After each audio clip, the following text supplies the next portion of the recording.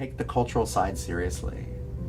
It does matter that we're an interracial family now in a certain sense, and we should do our very best to understand that and how that sort of works. And kind of recognizing everyone's cultural background and kind of those differences therein. And I also think that, especially as you think about a child who's adopted, like that's a part of them. Even though they never grew up in that culture, like I still think that's a part of them. And so I think it's part of that inherent value. And so trying to figure out how to integrate that and how to kind of inform not just ourselves about kind of that cultural heritage, but also the child. I do think it's important. I think that's part of how we were designed and kind of uniquely wired. I think it's important because they do look, many times they look different than their, well, in my family, you know, Edison has Caucasian parents, and he looks like, you know, he's from Latin America.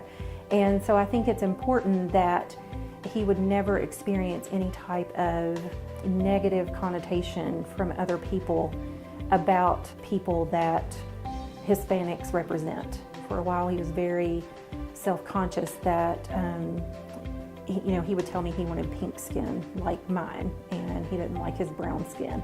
And I think his skin is beautiful. Americans will see her as more Chinese, and the Chinese will see her as more American, and I think that's kind of built into the experience.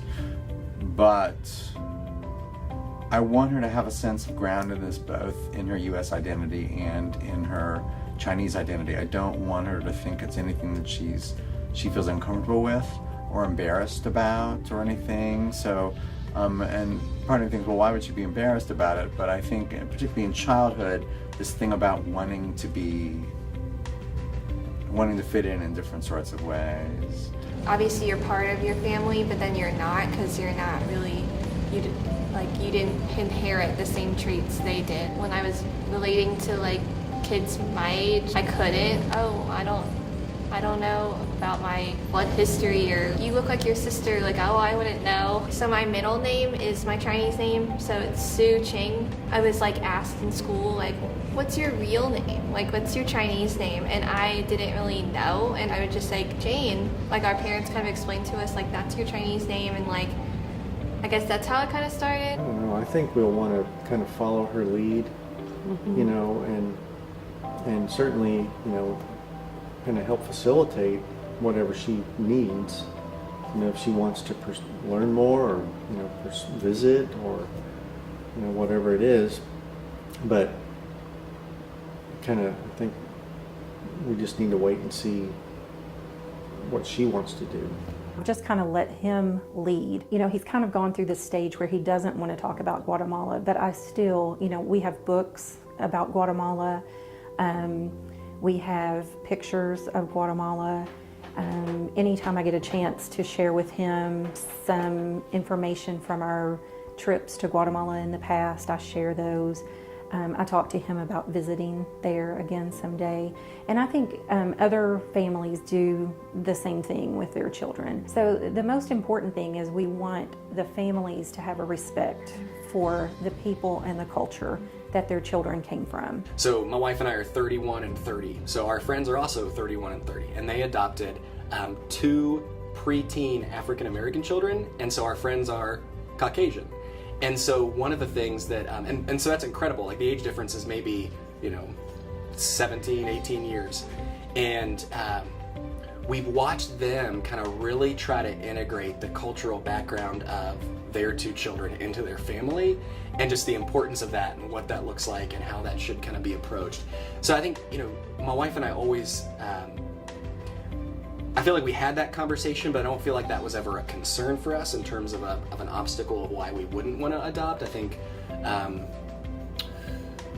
we're both at least internationally astute. Like, we've been overseas several times. We've had experiences with different cultures, and so I think for us the conversation was a little bit different.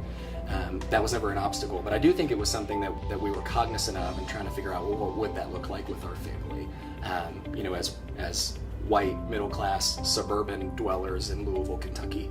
So never a concern or a challenge, but I think definitely a conversation point, a discussion point for us that we felt was relevant and important. I will admit that I think I sometimes maybe overdo that with my daughter, to the point that it becomes comedic, I think.